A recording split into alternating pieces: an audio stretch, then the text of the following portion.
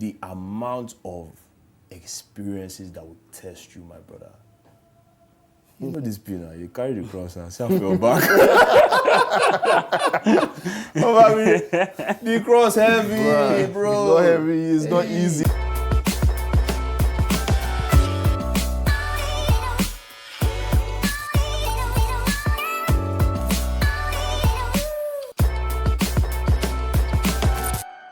Right. What does love look like? I'm trying to understand that question. Okay, so for me, it's the practical. Love what does skirts. love actually look like? Yeah, wow. Love wears skirts. What brand does love wear? You know, Yeah. I was saying, if Jesus came to earth, what would he be wearing? Jesus already did. If he comes back, come on. We brand ambassador. You are pointing me. If he came at this time and age, would he be giving us Salvatore Ferragamo? What's the name of these stores? We Louboutin brand Louis ambassador. Vuitton, though. I think Jesus would be like H&M kind of. Every man. No, really, give us some swag, small. Yeah.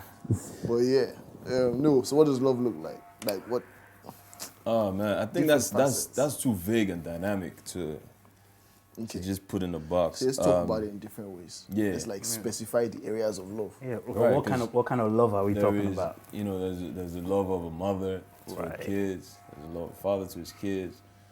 There's the love of the kids to their parents. Love of man to woman, woman to man. So like, which one are we talking about? Yeah, the I professional. love that. You know, the people that love their jobs.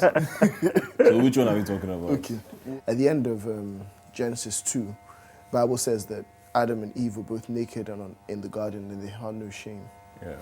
And so immediately, it talks about the way that they could relate to one another without shame, without guilt, without worry, and be able to be completely naked in front of one another and not think about it. And then immediately after that, the serpent comes and he tempts them and he casts a doubt on that capacity to you to be completely. And so I think about it in terms of relationship because that's the first place you see pride really step in and people worry about what they look like and who they are and their flaws and all those kind of things where they hadn't been able to worry about that before. And all of a sudden he casts doubt in that area. Now, Adam does not, the first thing Adam does when God confronts him is he blames Eve. So he casts the doubt on someone that was brought to be a helper, that God created to be a helper. He casts a doubt on her capacity to help. He said, you brought her to help me, but she's actually the reason why I'm in this trouble. Yeah. And then he was there to be a covering and a protector for her. And Eve no longer has that person he can trust for a place of covering. So that naked and unashamedness, and I was talking about people and they were talking about just ability to be able to do that with their spouses. So and it made me really think, like there's one thing, like I've been in a position where you want that complete open vulnerability with somebody and to have that capacity to be so real, and then it's so easy to say in concept, but then how like naked can you get? Like are you willing to get that naked? And so I tried that. Like I tried that the other day. Like I got naked. Like I said, everything. You know, you just say things that like you have doubts. And when I think about ministry, like all the things that like the fears, like everything. Yeah. Like, bruh, hardest thing I've done. Like, there are things that like, I've gone to a place of learning to be relatively open in public about things. Obviously, I'm like here and I try to do this. But there's some things that, bruh, you keep them trapped and locked up in like a serious closet that is encased in like a bulletproof, like, bruh, you hide. But like getting to that place of love, because if the Bible defines love as love does not hold on to malice, love is kind, love is patient, and you look at the Bible's definition of love and what God does for us in his love for us, like that capacity to take everything, like when he says that Jesus died on the cross knowing all of our sin, knowing everything that we had done, will do, could do, and said, I'm still going to die for you. I still love you enough to let go of all of that.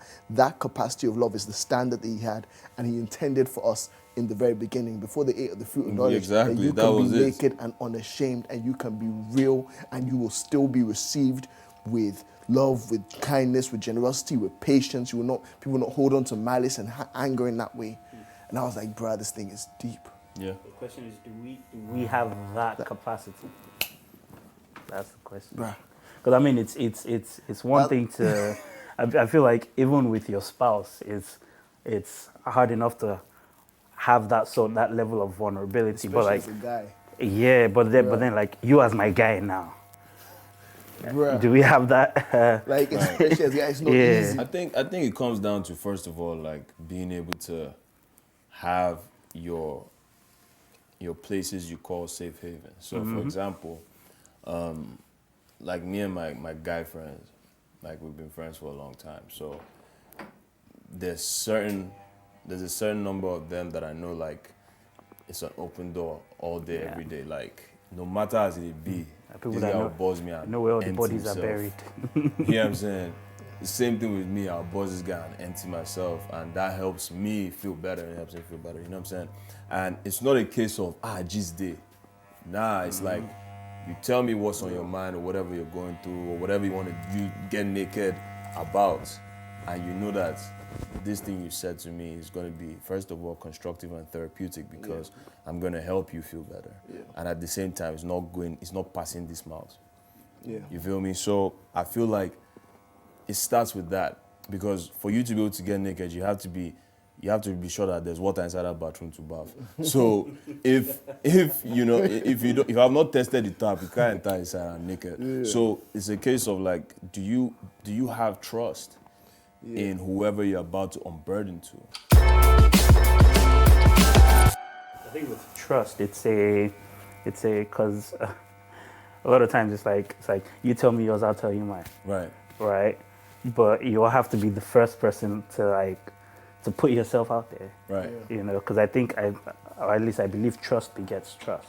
Right. If you trust me enough to tell me some things, I believe I can trust you enough to tell you something. Mm-hmm. So I think, but someone has to sort of make that first move, Yeah. Right. and I feel like that's the hard part. And you know what the crazy thing is, I think that this happens, and I think about relationships, it's that struggle as guys to be able to like let go, because I think it's easy and constant to expect that of the other person, Right. and sometimes even think that you're doing it, but then knowing that you're holding on to things, it may be different pressures of feeling like whatever pressures that we feel as guys that you've got to be able to uphold or you've got to be able to carry. Like, what is it like to actually imagine carrying the weight of someone else? Like, that's a burden. Right. And sometimes you don't want to have to, you don't know how to carry that burden, and then you don't know how to give somebody else that burden that you don't even carry for yourself. Right. Like, I can't, like, and especially if you feel like you need that person, and then you worry that being open with that person is going to make you lose that person. But you got to be able, because while you're not being open, you never had that person in the first place, because it was all under false pretenses. Exactly. I like that angle, because the truth is, like, I feel like people are so worried about, is this relationship for me? Is this person the one? Is this? I feel like, dog, like, if you have to package to keep somebody, you are forcing that situation. It might never be what God intended for you. But I mean, so at what point is it like on first dates that you just No, you have to build a level of trust. There has to be. You have there. to build. But even from first date, bro, like, there's a difference between just being cool and totally repackaging yourself to fit something. You know what I'm saying? Like you're not going to fart in front of your date on the first day. But months down the line, you guys might get to that point where, but to mess not normal. Do you understand what I'm saying? So what I'm trying to say is, like, there's a lot of people who get into certain roles and positions to keep somebody, right? And I feel like if you guys get to a stage where you actually are comfortable with each other, and then you now question whether revealing certain sides of yourself or, you know, whatever about you is going to cost you this relationship, I tell you this, bro, if something, like, I live in a way that if something's not for me, I don't want it. So if I tell my partner something that ends this relationship, it was not meant to be, dog. Yeah.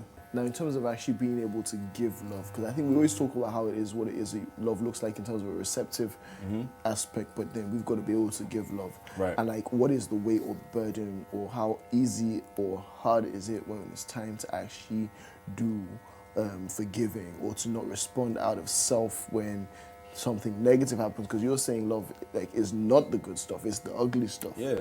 And so in those ugly situations, how do you contain yourself to be able to respond out of love and not out of, like, frustration, like anger, disappointment, those things? I mean, because we're human, those things will happen.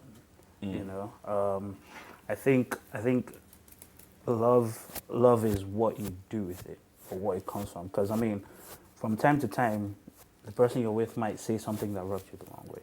You know, they might do something that rubs you the wrong way, and you might have a very human reaction to it. Yep. Now, love is, okay, does that drive us apart, or do I care enough about you to make amends, so to speak? And for me, I think that, again, love is in the doing. You know, love for me comes from, you have to understand, one, how you give love and how the person receives love, so to speak. Like me, for example, I'm a very giving person, especially when it comes to food. So if I ask you, have you eaten? Just know that that's love. Right. There. And you asked me this question, now I'm starting to look back, Demi. I ask you, have you eaten? Shumajel. Type thing. And so I think you need to, in understanding yourself, you also need to understand how you naturally give love, how your partner receives love, and sort of find that middle ground that works for both of you. I'm just going to go there because why not? Oh, wow. So, giving love, receiving love, how do you respond when you are in levels of agony? I'm not going to even go to love of a parent. I'm going to respond to the hurt of losing a parent and continuing in your love for God. Right. You didn't tell me we were going here. I said prepare yourself, fool. Oh, wow, this is a setup. Oh, wow. Okay, let's do it. Ask the question again. I'm not even going to the idea of like love of a parent or to a parent. Yeah. But what is like having the love and losing a parent and maintaining your love for God in that space. Because I know that this is struggle for you right now.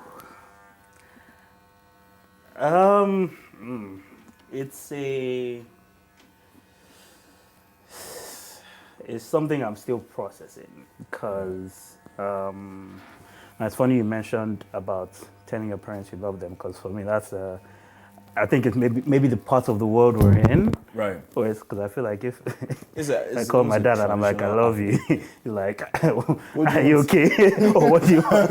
All right. But no, in recent times, especially over the last few weeks, I think that I love you has just been flowing anyhow. Oh, shit. No. I lost my mom a few weeks ago, so wow. I've been very, thanks, man. We've been very lovey-dovey, and in the span of things, that's like a minute type thing. So it almost feels like it just happened yesterday. But I think when it first happened, my first reaction was, I mean, why? I mean, like, what is there to possibly learn from this, you know? Right. Or even if there was something to learn, did you have to go so far? And then one day I'm just like, no. Nah. Forget all those quotable quotes. Nah, let's face the reality of this thing. And I think there was one of the days I came to church and I just realized I was so angry. Like, I was so pissed. And I had to leave church because I was just like, you know what, this isn't it. And we're still on that journey. Because again, I believe it was maybe last night that, because I'm taking a class, I'm taking Master Life now. And one of the things I was looking at was how, you know, all things, again, what kept coming back was all things work together for your good. Yeah. It didn't say the good things work together for your good. It says all things. Yep. You know, and it really just hit me last night. And it's like, okay, this somehow, I don't see it yet, but this somehow is working together for my good. Yep. And last night was the first time in a month and a half I was able to pray. Like, I haven't been able to pray. Me and God, we have been fighting, but last night I was like, okay, you say all things work together for my good. I'm believing you that this situation, somehow, some way, at some point, I don't know if I'll ever understand why, but I know that somehow some good will come out of this. You say all things work together for the good, so I'm choosing to believe you. Because there's this whole concept, like I said, when we look at dictionary's definition of love is all feelings and emotions and becomes very subjective.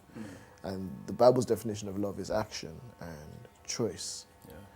And so if love is choice, is it not then in that moment like that you can go through those painful, impossible things and remember to choose today that even withstanding this, like, I'm going to respond out of love, I'm going to respond out of kindness, I'm going to respond out of patience.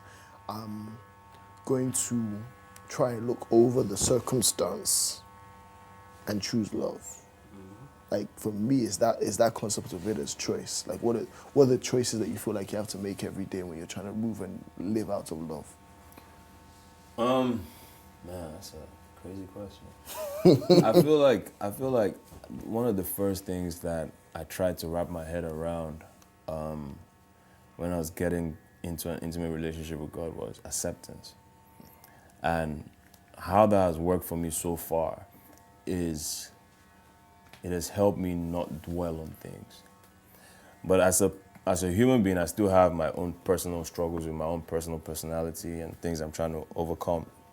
And I am somebody that is, off the bat, I'm very funny, I joke a lot, I have a very side. But at the same time, I have a very real side that is extremely opposite to that, which means like if I'm pissed, I'm pissed. Yeah. You know what I'm saying? And most times, when I get angry or when I get pissed, it's for me to, like, I don't want to talk to anybody. I don't want, or if it's somebody, I don't want to speak to you in that moment. Yeah. No matter the sorries, like, I now need time to refresh, to restart, to reboot. You understand? So I always say, like, if you piss me off to a certain level, just give me a day by myself to reboot myself. Because most times it's not about unforgiveness, it's not about someone has apologized, I don't want to accept it. It's just you've taken me to a place mentally that I need to come out of by myself. You understand? Yeah. So that's a struggle for me as a person. But when it comes to accepting things for what they are, by the grace of God, I haven't experienced that, so I can never, understand where he's at. I can only, pray for you because I know you're going to overcome it. But you have to, it's a season. Unfortunately, this is the season you're in. So it's going to take, gradual steps to go through the season. And it's not an easy season to go through. But then the good I can see coming out of this is God is going to reveal himself to you in a certain way that only you will be able to understand. And that would be the strength of that relationship between you and God. So, I already know, like, I trust that it's going to be something that you would eventually be able to say, the price to pay is irrevocable. Yeah.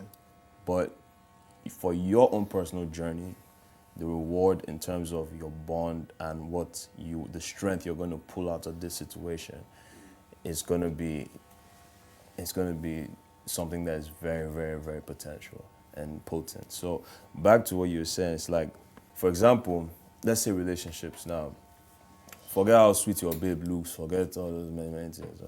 By the way, the main cocoa is that no matter who the babe is or who the guy is, they must do like this. One way or the other, they must clash. So it's like you've already made up your mind that I want this situation. Let's say it's marriage. Let's take it as far as marriage. You already know that I've entered this matter. And I feel like one thing that makes marriage hard for people, I'm not saying I'm a marriage expert or anything, but I feel like a lot of people don't get naked in the right way. Because I feel like you need to be verbally on the same page with your wife. You need to be naked and let her know the things that you really hate. Yeah. And she should let you the things that she can't stand. So as much as you get to know somebody by experience, as much as you get to know somebody by experience, you also got to open up verbally, dog. You know what I'm saying? And it's the kind of thing where, for me, if I've told somebody I don't like this thing, you keep doing it, but I've already committed myself to being with you, right? Yeah. I'm going to have to swallow that vexation of, are you not hiding what I've said in? Like, you know what I'm saying? Like, I've told you I don't like this thing before you keep doing it. Now, that's a choice for me because I could easily just say, you know what, let me distract myself. Let me go and hang with my guys and leave this situation alone for it to deal with itself. Or just leave it hanging to whenever I have time for it. But if you want to actually grow together as in love, basically, you want to grow in love, you're going to have to suck it up and deal with things that you necessarily don't want to deal with in that time.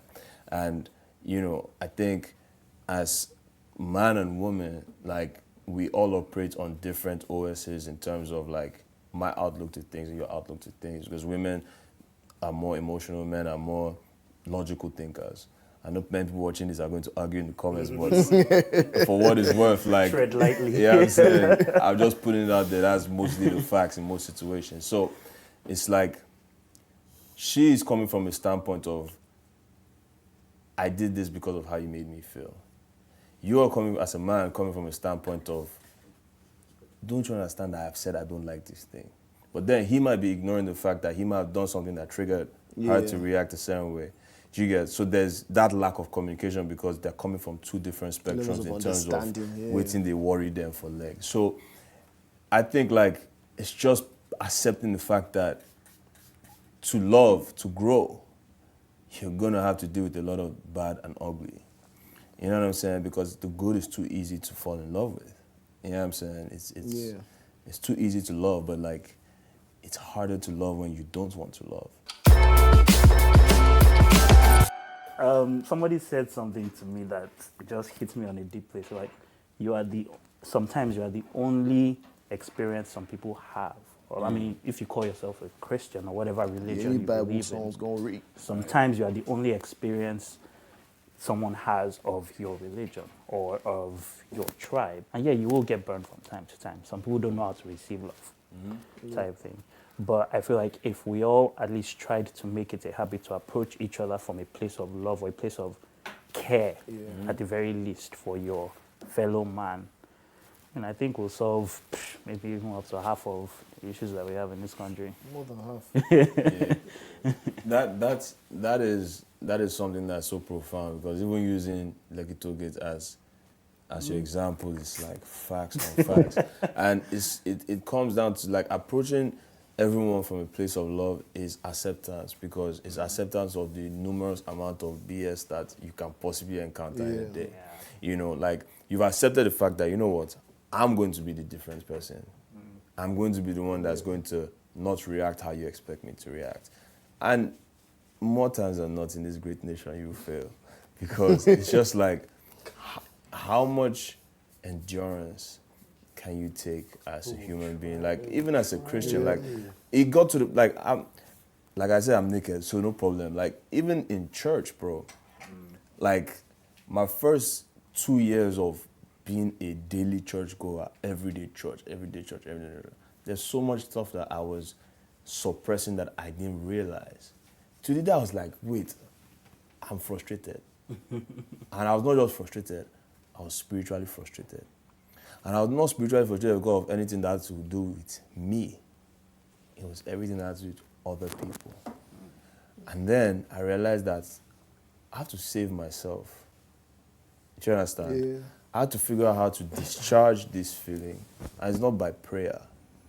I had to figure out how to work with certain people and not get impacted on the way I've been getting impacted on and how it had built up in me without me noticing. So I had to sacrifice certain things to be able to pull myself out, air my mind, clear my head, clear everything, and then go back in. But then I accepted that, okay, you know what, this is how this works, so this is how I have to now be. Do you understand? I'm speaking in parables because I know it's very explicit, but, like, you get what I'm saying? Like, even in doing spiritual activities, you can get exhausted. So think about dealing with your everyday Nigerian that is just about themselves. No matter how Christ-like you want to be, you're going to meet the guy that's going to catch you when your cup is almost full. And then what happens then? And You know what I'm saying? Come out of the road and you fall. Exactly. Anthony Joshua, Shemaja. Yeah, so it's like, even at that point, you still have to be the one to catch yourself. Yeah. You get what I'm saying? So it's just acceptance, bro.